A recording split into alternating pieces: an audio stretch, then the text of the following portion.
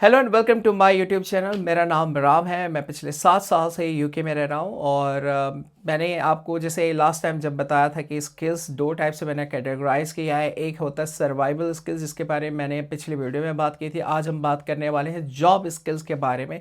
कौन कौन से ऐसे जॉब स्किल्स हैं जो आपके लिए काफ़ी इंपॉर्टेंट है और जहाँ पे अगर आप ये स्किल्स अपने होम कंट्री से सीख के आते हैं तो यहाँ पे आपके जॉब पाने की जो पॉसिबिलिटीज़ है वो काफ़ी हद तक बढ़ जाती है। तो उनमें से जो सबसे पहला स्किल्स है वो है ड्राइविंग स्किल्स।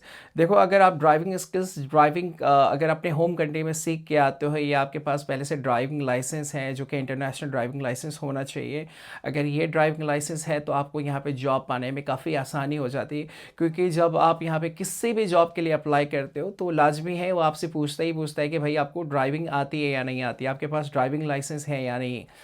तो अगर आपके पास ड्राइविंग लाइसेंस है तो वो आपको प्रेफरेंस देता है, अगर नहीं है तो आपको जो सीवी है रिजेक्ट होने के चांसेस काफ़ी हद तक बढ़ जाता है। तो आप कोशिश करिएगा, अगर आपके पास कोई ड्राइविंग लाइसेंस नहीं है या आपने सीखा नहीं है, जितनी जल्दी हो सके सीख लें। क्योंकि यहाँ आने के बाद अगर आप ड्राइविंग कोर्स करेंगे तो पर घंटे का वो 35 से 40 पाउंड तक चार्ज करता है, जो कि अगर मैं इंडियन करेंसी में बात करूँ 4 से 5 हज़ार के बीच में पर घंटे का। और आपको 20 से 30 घंटे की आपको ट्रेनिंग लेनी पड़ती है, उसके बाद आपको टेस्ट देना होता है जो कि काफ़ी हेक्टिक होता है।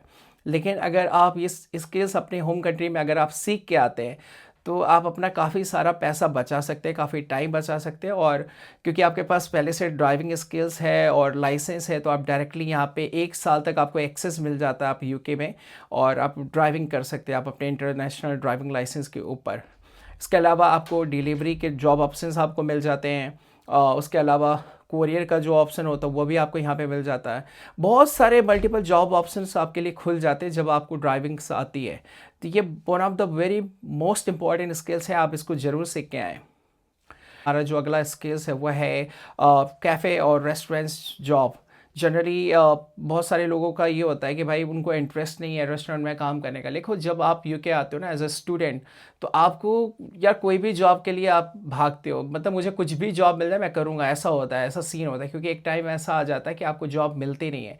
तो उस केस में अगर आपको थोड़ा बहुत भी होटल इंडस्ट्री में इंटरेस्ट है, आपको शेफ़ या कुकिंग वगैरह में इंटरेस्ट है, तो आप कोई भी सर्टिफिकेट कोर्स कर सकते हैं या कहीं से थोड़ी बहुत ट्रेनिंग कर सकते हैं। जैसे तंदूर शेफ़ की काफ़ी डिमांड होती है, चाइनीज़ की, इंडियन की, इटालियन की, नेपलीज फूड की काफ़ी डिमांड होती है। इनमें से किसी एक को आपको पकड़ के चलना है, उसमें एक्सपीरियंस लेना है।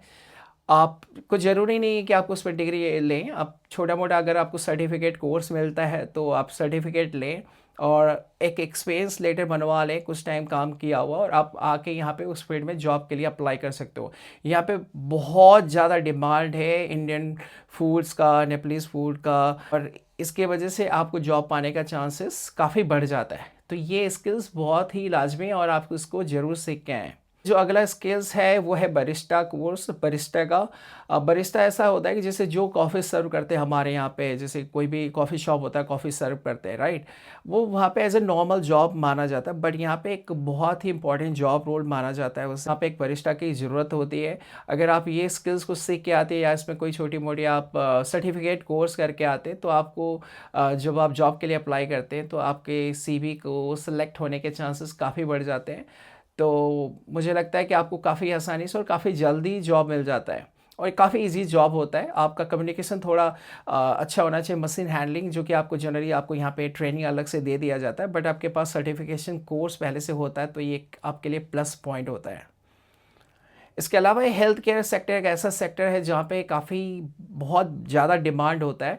बहुत सारे स्टूडेंट ऐसे आते हैं जो नर्सिंग करके इंडिया से आते हैं या उनके पास नर्सिंग का या हेल्थ केयर का एक्सपीरियंस होता है। अगर ऐसा एक्सपीरियंस उनके पास होता है तो यहाँ पे देखो मैं बता दूँ, हेल्थ केयर सेक्टर ऐसा है कि जहाँ पे जॉब की बहुत ज़्यादा डिमांड बनी रहती है हर समय।